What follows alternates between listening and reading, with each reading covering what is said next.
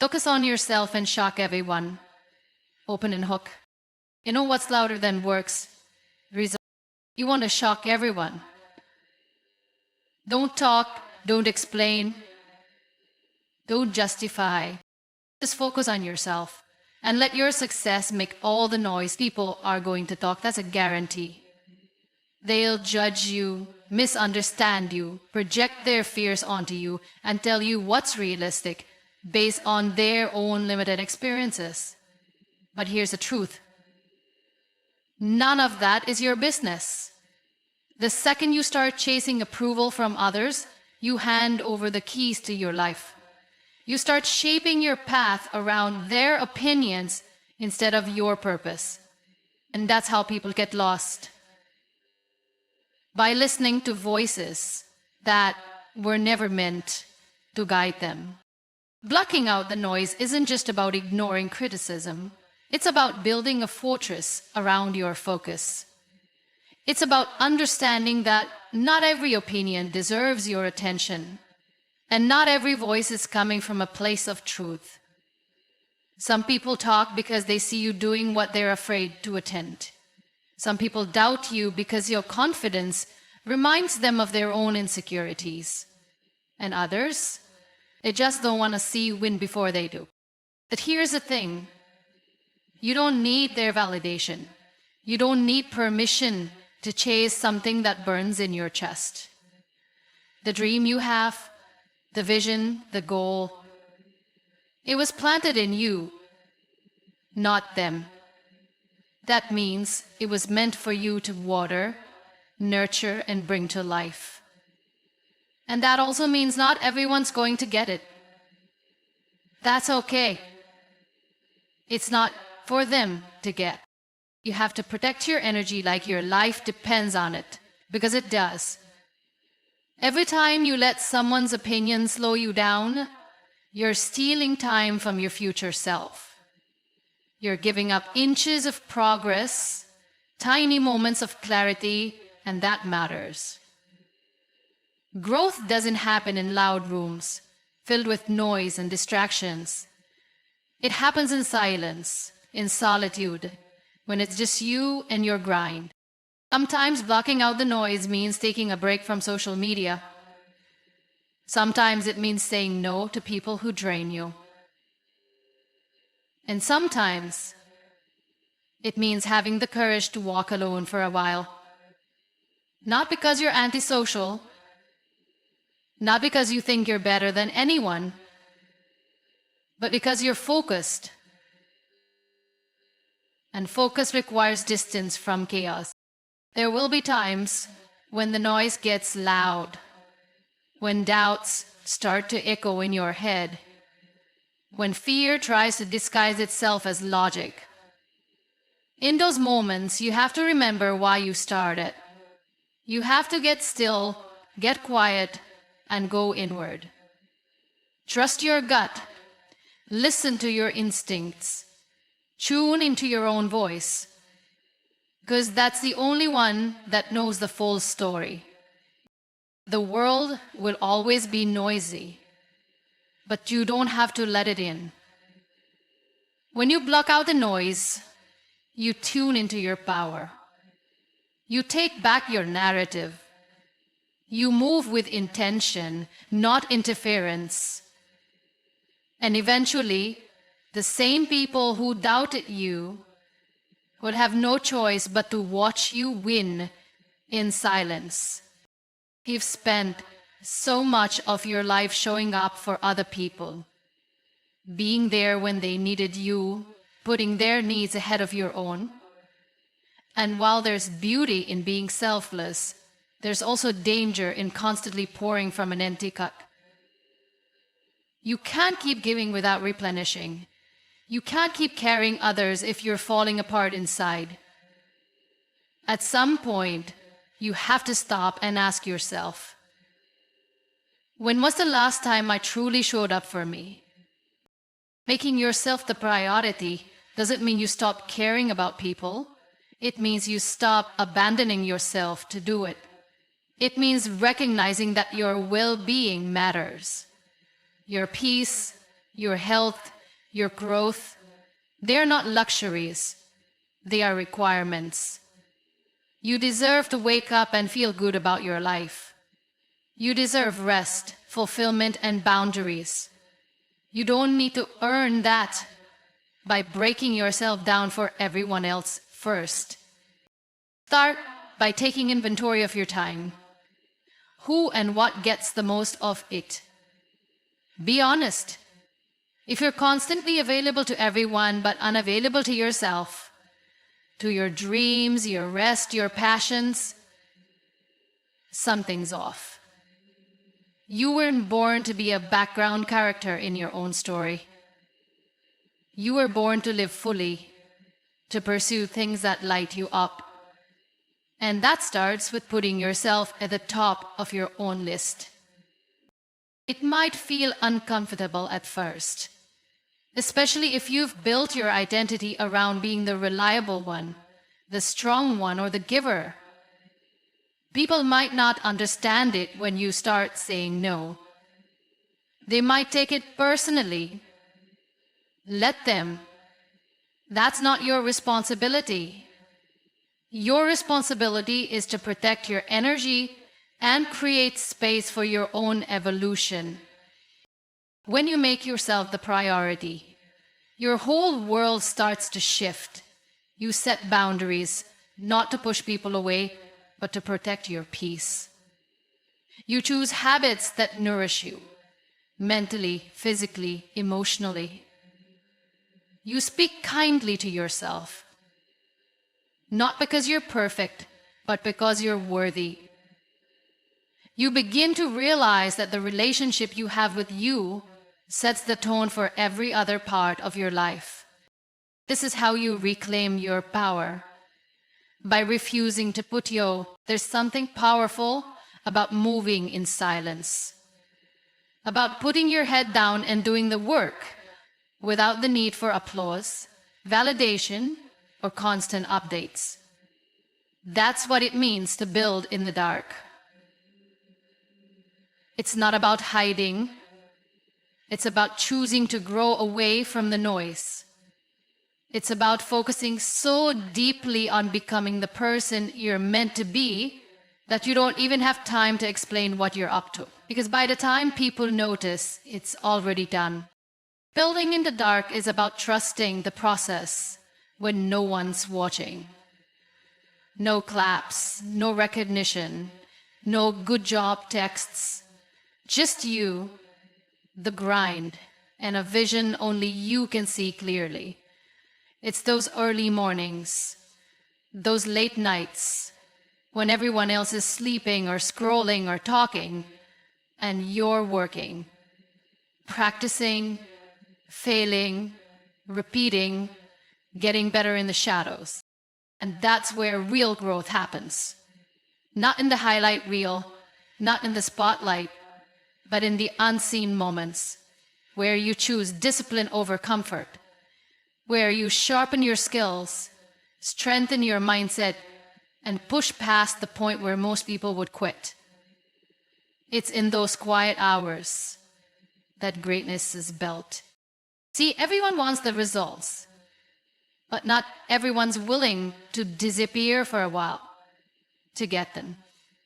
They want to post about the dream, but not live through the parts that aren't picture perfect. But building in the dark teaches you patience.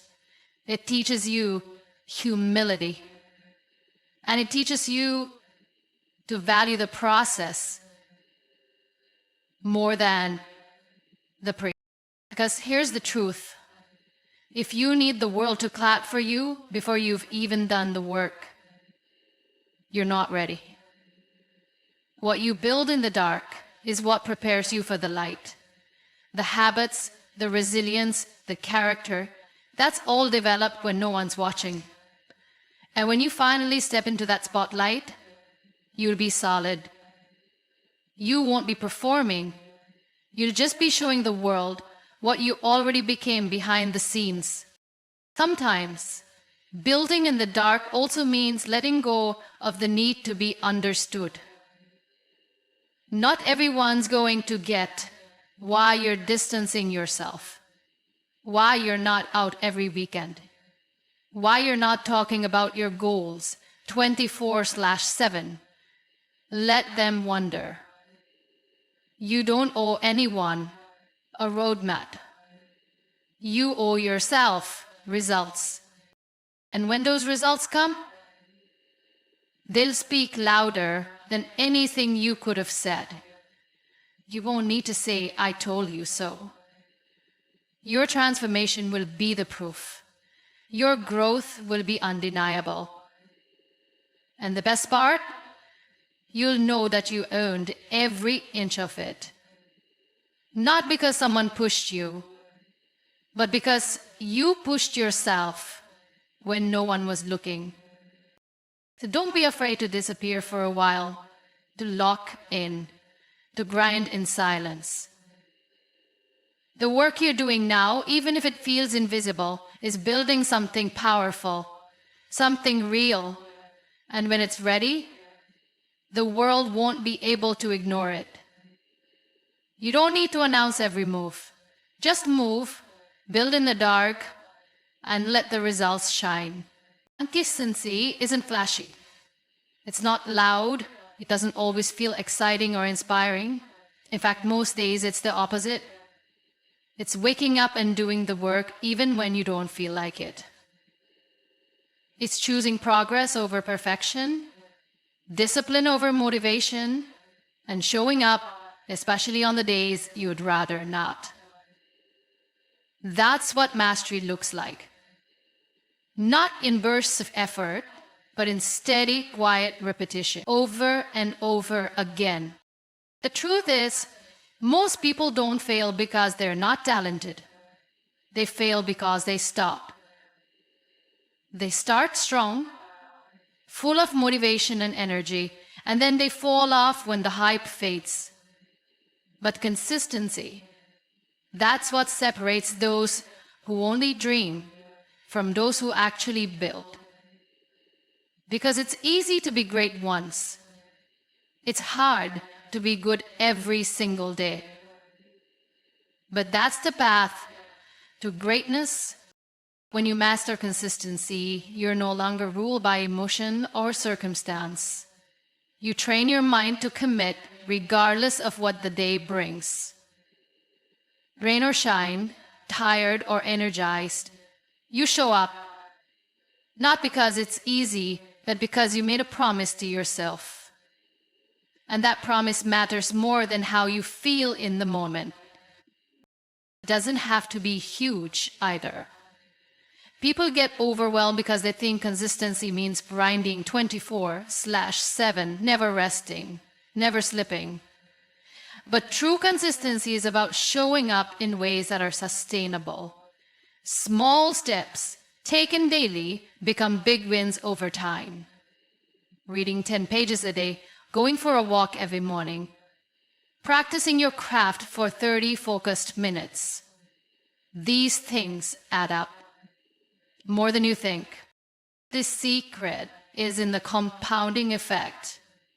Every rep, every practice session, every moment you choose action over excuse. It's all building something, even when you can't see it right away. That's why consistency requires faith. You keep watering the seed even when it hasn't broken through the soil yet. You keep showing up, trusting that the process is working even if the results aren't obvious yet. And let's be honest, some days you're going to slip. You're going to miss a workout, break a streak, fall off track. That's okay. The goal isn't perfection, the goal is momentum. What matters most is what you do after you fall. Do you get back up? Do you reset and keep moving? That's what determines everything. One mistake doesn't ruin the path. Quitting does. Mastering consistency also builds confidence.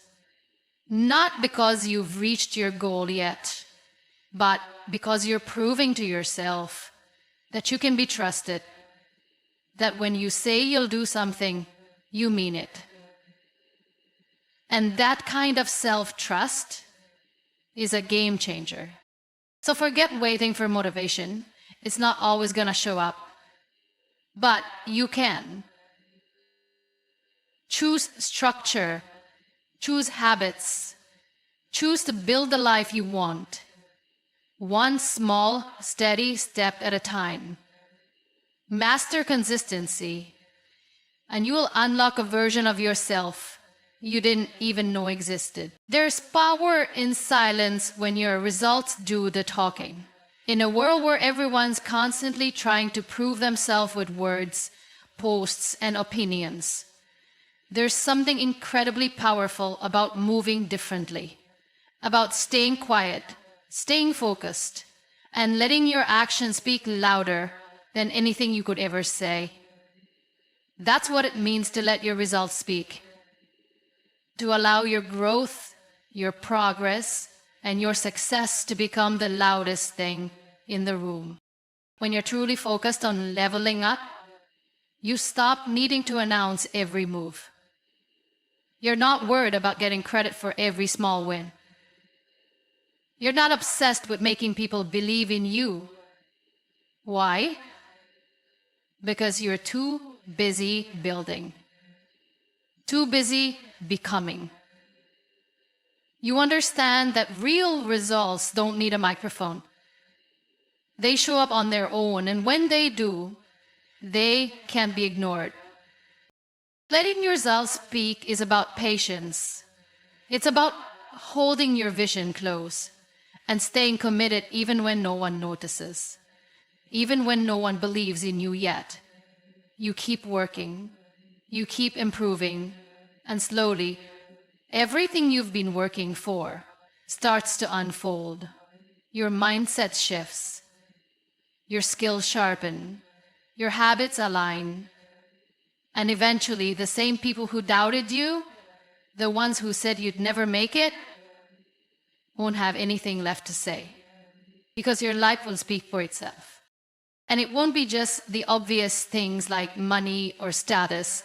It'll be your peace, your glow, the way you carry yourself, the discipline in your routine, the joy you radiate when you finally start living life on your own terms. That kind of transformation is impossible to fake and even harder to ignore. You don't have to convince people that you've changed. You don't need to argue or defend your growth. The people who are meant to see it will.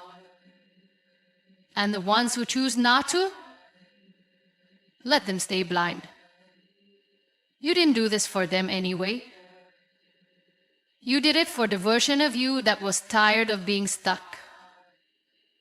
For the part of you that was done shrinking, done settling, done living small. So don't waste time trying to prove anything. Let your discipline prove it. Let your consistency prove it. Let your peace of mind prove it. Let your glow up inside and out be the only response you ever give. When you let your results speak, you no longer need to chase validation. You become the proof. You become undeniable. And the best part, when you let your results speak, they don't just inspire others. They free you. They remind you that you are capable of doing hard things, of staying the course, of transforming your life through action, not noise. So keep your head down, stay hungry, stay grounded, do the work in silence, and let your life speak volumes. Because results speak a language that everyone understands and no one can argue with. So reaching a goal is a powerful feeling. You've put in the work, made the sacrifices, and now you're finally tasting the results. But here's where a lot of people mess up. They think the finish line means it's over. They're relaxed too much. They start thinking they've made it. That's when hunger fades and ego takes over. The truth is, no matter how far you've come, you've still got room to grow. That's why you have to stay humble. Stay hungry. Staying humble means remembering where you started. It's keeping your feet on the ground even when your head's in the clouds. It's recognizing that success is never just about you. Every win you have is built on a mix of effort, timing, grace, and the lessons life gave you. Sometimes the hard way. Humility keeps you grounded. It reminds you that no matter how good you get, there's always something new to learn, always someone better to push you further, always another level to reach. But humility doesn't mean you shrink yourself. It doesn't mean you play small or act like you haven't accomplished anything. It just means you lead with gratitude, not arrogance. You let your work speak for you. You respect others on the journey, whether they're ahead of you or just starting out. You remember that the moment you think you know it all is the moment you stop growing. Now, hunger. That's your engine. That's what pushes you forward when things get comfortable. Hunger is what makes you say, "This was good, but I'm not done." It's not about being dissatisfied. It's about being driven. It's the fire that keeps you chasing excellence, not just achievement. Because once you've proven to yourself what's possible, your responsibility is to see how far you can really go. You can't let past wins keep you from future ones. Success should motivate you, not make you complacent. That hunger you had when you started, that raw, relentless drive, you need to protect it. You need to feed it. Because the moment you stop being hungry, someone else who's starving for it will pass you. Not because they're more talented, but because they never stopped chasing. The combination of humility and hunger is the rare. One without the other can throw you off balance. All hunger with no humility, that's ego. All humility with no hunger, that's playing it safe. But when you stay grounded and driven at the same time, that's where real growth happens. That's where you evolve, not just once, but over and over again. So no matter how far you climb, don't lose touch with the reason you started.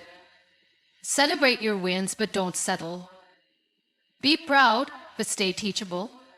Stay grounded, but never stop reaching. Stay humble, stay hungry.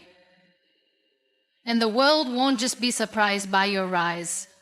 It'll be inspired by how far you keep going. For Bo.